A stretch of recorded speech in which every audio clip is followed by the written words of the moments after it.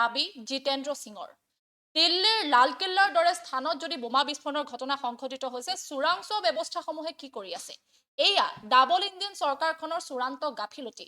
তেওঁলোকে কেৱল বিহাৰত চৰকাৰ ভঙাপতত ব্যস্ত আছে, যাৰ বাবে জিতেন্দ্ৰ সিঙে এতিয়া গৃহমন্ত্ৰী অমিত শ্বাহক পদত্যাগৰ দাবী কৰিছে। এই মুহূৰ্তত আৰু কেইবাটাও গুৰুত্বপূৰ্ণ ভাষ্য কৈছে, সেই সম্বন্ধে আমি জনাই আছো। এই মুহূৰ্তত এটা গুৰুত্বপূৰ্ণ খবৰ জনাই আছো, যিহেতু গৃহমন্ত্ৰী অমিত শ্বাহক পদত্যাগৰ দাবী জিতেন্দ্ৰ সিঙৰ। এয়া গৃহ বিভাগৰ চূড়ান্ত গাফিলতি। লালকিল্লাৰ দৰে গুৰুত্বপূৰ্ণ স্থানত যদি বোমা বিস্ফোৰণ হ'ল, তেন্তে দেশৰ চোৰাংচোৱা সংস্থাসমূহে কি কৰি আছিল? ইয়াৰ অৰ্থ এই যে ডাবল ইঞ্জিনৰ চৰকাৰখন বিফল হ'ল। তেওঁলোকে বিহাৰত চৰকাৰ ভঙাপতত ব্যস্ত হৈ আছে। এনেকৈ হ'লে কেনেকৈ হ'ব? যাৰ ফলত এতিয়া দিল্লীৰ বোমা বিস্ফোৰণ সন্দৰ্ভত কেন্দ্ৰীয় গৃহমন্ত্ৰীক পদত্যাগৰ দাবী জনাইছে জিতেন্দ্ৰ সিঙে। পুনৰবাৰ জনাইছো এটা গুৰুত্বপূৰ্ণ খবৰ এই মুহূৰ্তত, যিহেতু দিল্লীত কালিৰ ভাগত এক ভয়ংকৰ বোমা বিস্ফোৰণৰ ঘটনা সংঘটিত হৈছিল, য'ত প্ৰায় 20 জনকৈ নিৰীহ লোকে গুৰুতৰভাৱে আহত হৈছিল, প্ৰায় 13 জনকৈ লোক নিহত হৈছিল। 13 জনকৈ নিৰীহ লোকে মৃত্যুক আঁকোৱালি ল'ব লগাৰ দৰে ঘটনাৰ সৃষ্টি হ'ল। কিন্তু কোনে বোমা সংস্থাপন কৰিলে বৰ্তমানলৈকে জানিব পৰা হোৱা নাই। এয়া বৰ্তমানো ৰহস্যৰ আৱৰ্তত আছে।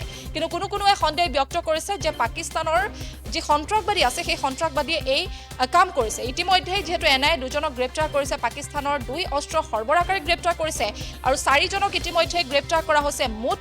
আৰু এনআইএ গ্ৰেপ্তাৰ কৰিছে 2 অস্ত্ৰ সৰবৰাহকাৰীক, পাকিস্তানৰ অস্ত্ৰ সৰবৰাহকাৰীক। আৰু তাৰ পাছতে যদি দিল্লীত ইমান কটকটীয়া নিৰাপত্তা ব্যস্তনিৰ মাজতে এনেধৰণৰ ঘটনা সংঘটিত হ'বলৈ পাইছে, তেন্তে এয়া চৰম নিন্দনীয়। ইতিমধ্যে যিহেতু শোকাবহ ঘটনাত প্ৰায় 13 জনকৈ লোকে মৃত্যুক আঁকোৱালি ল'ব লগাৰ দৰে ঘটনাৰ সৃষ্টি হ'ল, সেই সম্বন্ধত যিহেতু নিৰ্বাচনী প্ৰচাৰত জিতেন্দ্ৰ সিঙে কেইবাটাও গুৰুত্বপূৰ্ণ মন্তব্য কৰিছে। তেওঁ কৈছে যে দিল্লীৰ বোমা বিস্ফোৰণ সন্দৰ্ভত কেন্দ্ৰীয় গৃহমন্ত্ৰীক পদত্যাগৰ দাবী জনাইছে। তেওঁ কৈছে যে এয়া গৃহ বিভাগৰ চূড়ান্ত গাফিলতি। লালকিল্লাৰ দৰে গুৰুত্বপূৰ্ণ স্থানতে যদি বোমা বিস্ফোৰণ হৈছে, তেন্তে এয়া দেশৰ চোৰাংচোৱা সংস্থাসমূহৰো চূড়ান্ত গাফিলতি। তেওঁলোকে দেশৰ চোৰাংচোৱা সংস্থাসমূহে সেই সময়ত কি কৰি আছিল? ইয়াৰ অৰ্থ এই যে ডাবল ইঞ্জিনৰ চৰকাৰখন বিফল হ'ল। তেওঁলোকে কেৱল বিহাৰত চৰকাৰ ভঙাপতাত ব্যস্ত হৈ থাকে। তাৰ সমান্তৰালভাৱে আন এটা বিষয় সংযুক্ত কৰিব বিচাৰিছো। তেওঁ ৰাজ্য চৰকাৰৰ যি অন্ন সেৱা যোজনা, সেই আঁচনি সন্দৰ্ভতো মন্তব্য কৰিছে। তেওঁ কৈছে যে নিৰ্বাচনৰ সময়ত এইখন চৰকাৰে আকাশৰ পৰা চন্দ্ৰটো আনি দিম বুলি ক'ব। ৰাজ্যৰ জনতা বিগত 4.5 বছৰে ভোকত থাকিল, এতিয়া সস্তীয়া সামগ্ৰী দিম বুলি কৈছে। আজি নিৰ্বাচনী ইস্তাহাৰ কমিটিৰ বৈঠক আছে আৰু কংগ্ৰেছে এটি কোঠাত বহি ইস্তাহাৰ প্ৰস্তুত নকৰে। বিজেপিৰ ভিছন ডকুমেণ্ট আৰু কংগ্ৰেছৰ নিৰ্বাচনী ইস্তাহাৰৰ মাজত আকাশ পাতাল পাৰ্থক্য আছে। কংগ্ৰেছে নিৰ্বাচনী ইস্তাহাৰৰ সকলো প্ৰতিশ্ৰুতি পালন কৰে, এই মন্তব্য কৰিছে জিতেন্দ্ৰ সিঙে। এই মুহূৰ্তত জিতেন্দ্ৰ সিঙৰ কিছু ভাষ্য আছে, সেই ভাষ্য আমি আপোনালোকক শুনাব বিচাৰিম। पूरा देश एक तरह से शॉक्ड हो गया है, अचंभा हो गया है कि डबल इंजन की सरकार है। दिल्ली में भारतीय जनता पार्टी की सरकार है, गृह मंत्री केंद्र में सरकार है और एक बहुत इम्पोर्टेंट जगह पर ये ब्लास्ट हो जाए और जो खुफिया एजेंसीज हैं, ईडी है, बहुत बड़ी ये आईबी है, ये सब क्या कर रहे हैं? तो इसलिए एक बहुत बड़े फेलियर रहा है इस सरकार का।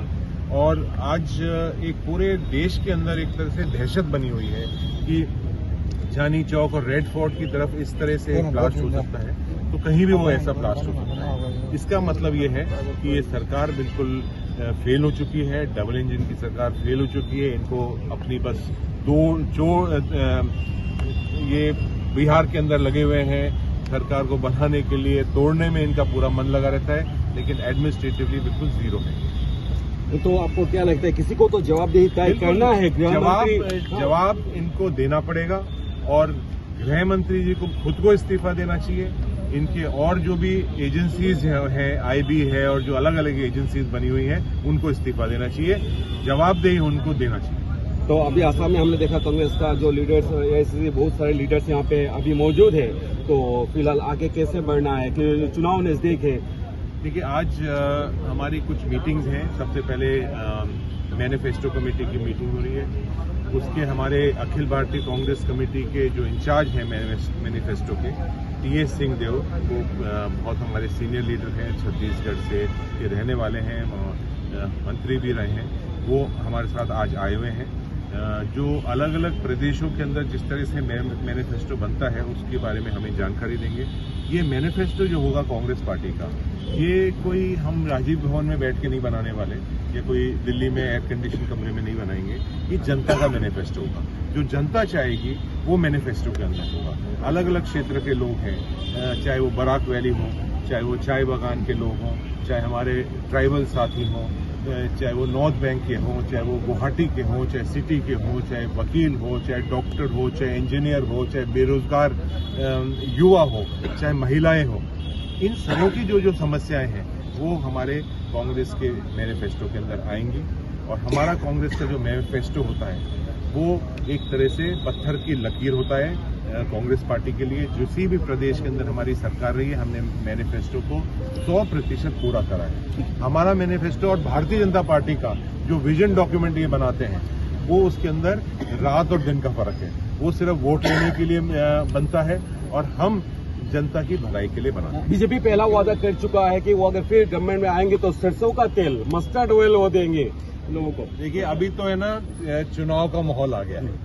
आप उनसे कहेंगे, मांग करेंगे कि चांद को ले आओ नीचे और गुवाहाटी के अंदर रख दो उस चांद को, तो वो भी रखने के लिए तैयार हो जाएंगे। आप देख रहे हैं कि बिहार के अंदर अभी चुनाव हुआ है और चुनाव के पहले 10-10 हजार रुपए हर महिला को बांट दिए इनने।